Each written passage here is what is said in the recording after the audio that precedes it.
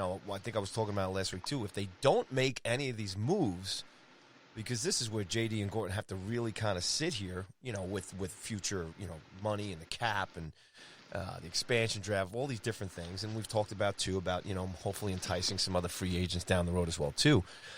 How they're going to have to either stand pat or move on this. But, who at the same token, too, they might get, an offer that they can't refuse. And maybe they're just in a they're probably in a better situation. I guess the driver's seat is what I'm trying to say, KD. And Kreider's out there playing his heart out. I have to say he probably wants to stay here. Most of these guys do. But, he's got to make a living and put himself in the best light. And I'm telling you, man, he's been playing really well. And, this is unfortunately how it's been here the last couple of years with a lot of guys moving. And, you keep saying, like I said, all the different, pieces and the parts that are, either in the farm or where we got to balance things out. This is just where the guys are out. So do you find it, Katie? I think, real quick, I mean, me and you coming back and doing this year, I think it's been as much fun as it's been. It's frustrating as far as, where the team is going to, either turn or back up or go forward. Yeah, I mean, look, these type of things it's good for our podcast because it gives us a bunch of stuff to sort of contemplate and discuss on the show. I think as far as Kreider goes, look, best case scenario would be you trade him for a huge haul and then you re-sign him in the offseason. I like you said, I think Kreider loves it here, would like to stay here. But look, if JD and Gordon go to him, say, look, we're going to trade you for a contender. Go win yourself a Stanley Cup, and we'll talk over the summer. Let's bring you back. And, if you can get a first – and the rumors out there are, first-round pick and a top-end prospect, as a return for Kreider.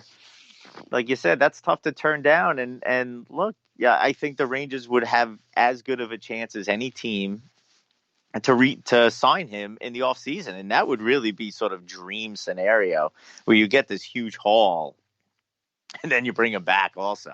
I mean, that would be some, GM of the year type, thievery by Gorton. So, that to me would be best case scenario, but the contract still needs to be there. If Kreider, would give the Rangers a little bit of a hometown sort of discount and take 5 years or 4 years or whatever it is, I mean, that would be huge. I mean, that would really forget it. This rebuild I'd be even more excited than I am right now if they were able to get another first-round pick, a huge prospect, and then re-sign Kreider to like a 5-year deal. Oh, my goodness. That would be amazing. Why don't you send the guys an email, buddy? I've been emailing Gordon like for weeks. I had a restraining order sent to my house. Oh, man. And then I still think my crazy idea is not so crazy, man. This whole thing with Hank here and we're trading all 3 goalies or whatever. No, I didn't saying? say. Yeah, well, that's extreme, but I'm down with trading 2 of them. I mean, if you can get it. So there's been rumors floating around these last couple of days. There's definitely been some talk I've been seeing, and I don't know how true it is. I mean, I know it is sort of crazy if it season. Happens, buddy. If it happens, buddy. You're throwing me a keg party, buddy. No, I don't know about both goalies, but there's been talk about Lundqvist potentially, waiving his no move clause. I mean, Brooksy had an article the other day where Brodeur was talking about he would have done it. I think Callahan was on NHL Network or whatever network he is, TSN or whatever he's on, was saying, Lundqvist should do it. I saw a rumor of from some former Carolina scout or somebody, I don't even know who he is, but was saying that Carolina is real hot on potentially making a trade for Lundqvist. So, there's some smoke out there, sometimes where there's smoke, there's fire, man. But the Carolina thing to me is, I mean, they're only 7 points ahead of us. I mean, they're, I'm trying to look here at the players. I don't know. Is Hank going to be the answer for the Carolina Hurricanes? Does Hank go to Carolina? I just don't see him going there. Well, I think he's got to go. I think, like I said, what you talked about is going to Colorado, or he's got to go to a big city where he's got some star power and a really solid chance to make a long run. I don't think Carolina's going to. They're a good team, all due respect and everything, but I just don't see Hank waving to go to Carolina. It's just not that kind of a franchise. I just don't think it's a way for where Hank would end his career in Carolina. I mean, I just don't see it. The Canes don't really do anything for me, and I certainly don't see them doing anything for Hank. No, I mean, I agree with that. I'm just saying there are rumors out there that, again, waiving a no move clause, teams potentially interested in him. So, it could be something. I'd be really, really surprised if that happens. But, now that there's stuff out there, again, we're getting close to the trade deadline. So these type of things get out there and there's usually no sort of, credence to them. But, who knows? And again, you're right. I mean, Carolina is like 2 points out of a playoff spot right now. I mean, you'd really think that they'd be, the longest of long shots to somehow make a run to the cup. Look, anything can happen, especially in the NHL playoffs we've seen. But that's probably not a destination that, Lundqvist is looking to go to. So the Carolina Hurricanes are not beating the Washington Capitals in a series. It's not happening. I mean, they're not going to beat the Islanders. I mean, I know they did it last year, but the Islanders are just a different make this time around. I mean, I'm just kind of being hypothetical here in terms of, where they're not going to beat Boston. When you look at the top teams here, Tampa and Columbus, obviously, and Philly playing. I don't see it, man. I also don't see the Rangers trading him, the same division, the same conference. I mean, why would they do that? That would be torture. Because he stinks now. I'm just kidding. According to some Ranger fans. Not me. I'm just kidding. Actually, no. I mean, he proved the other night that he still got it. And again, my sort of mini rant there to open up the show, isn't because I think, Lundqvist isn't good anymore or can't do it, why he shouldn't be playing. It's just that he's not part of the future. He's not part of the plans. He's not part of the rebuild going forward. And he could, have a shutout every game for all I care. It still doesn't help us in the long run. So, I hate to come down on Lundqvist because of everything he's done for us. And, hopefully we find a way to trade him. I mean, look, that's not the way, I want it to end here with Lundqvist. But, that's just the reality of what happens to, great players late, in their career. It gets a little messy at the end. I mean, look what happened with Eli Manning with the Giants. I mean, it just doesn't end perfect a lot of times, with some of these, great players. So, you're right. He should have retired after 2014. That image of him sprawled on the ice. That's right. That's awful, dude.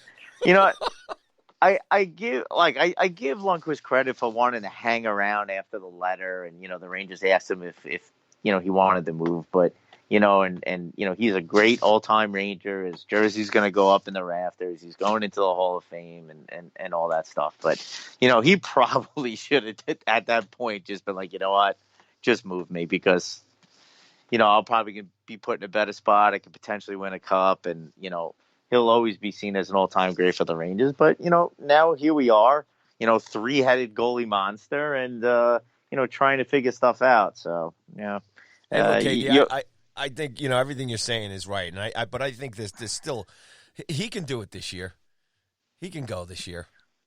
And do what? Do what? Just help go. Us not make just the playoffs? Let him go. Just let him go. Oh, go. Yeah, that's what I'm saying. Just look, I love the guy. We all do. Even the people who hate him, because you loved him when he was, kicking ass for us and everything else. So I don't. The Hank thing is he's a Ranger legend.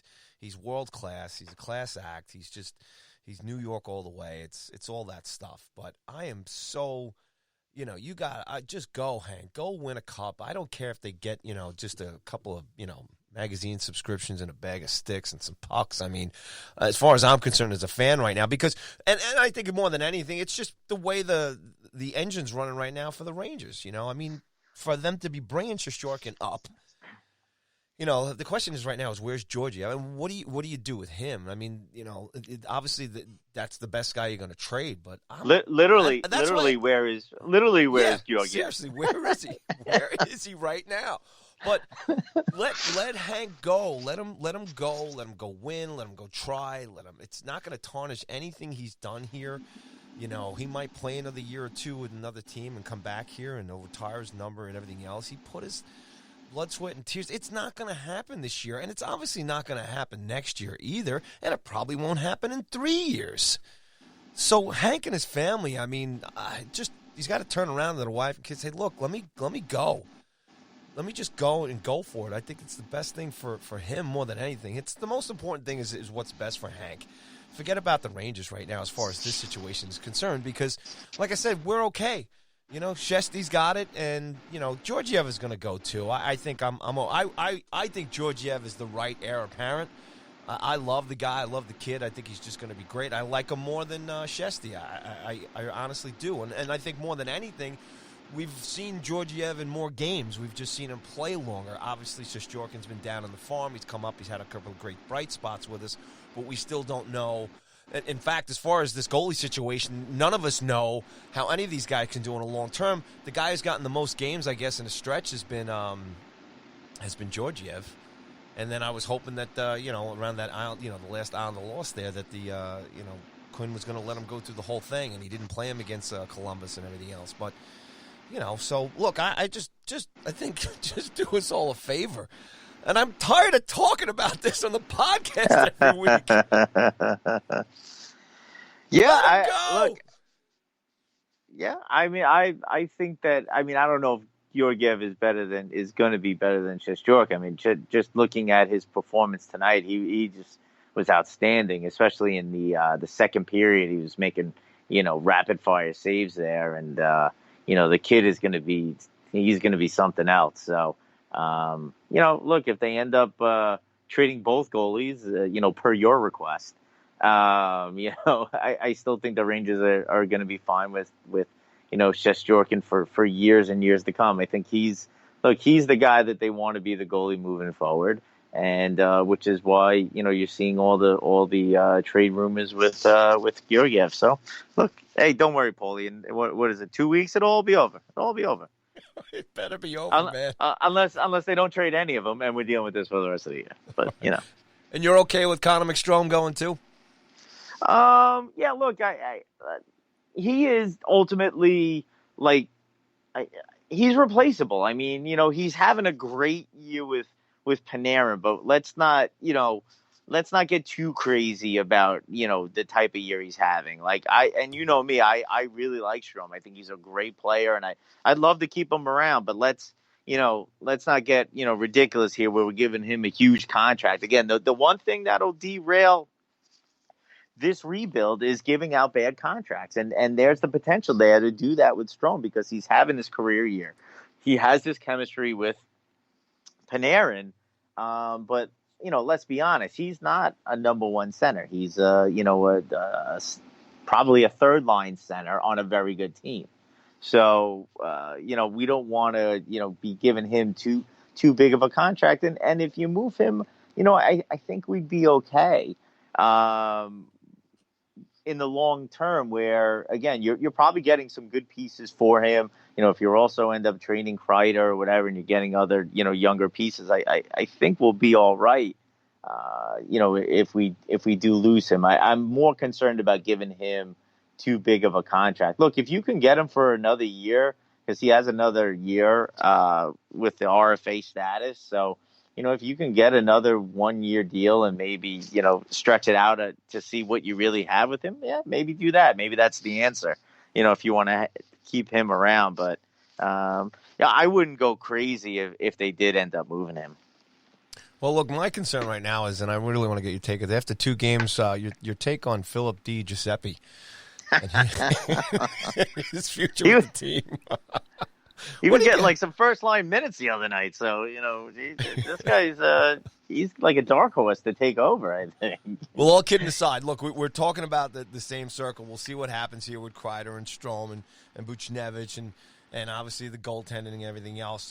Your take here on some of the other characters on the team here and how they've been playing. Anybody else standing out? I mean, obviously, Hedl here has been doing his thing, and where's your Kako meter right now? I mean, what's happening there with him?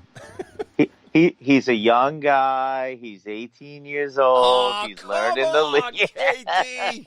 I'm gonna hit all my point. No, I'm just kidding. Look, man, he's got to score a little bit. You know, I wouldn't You mind seeing think? I wouldn't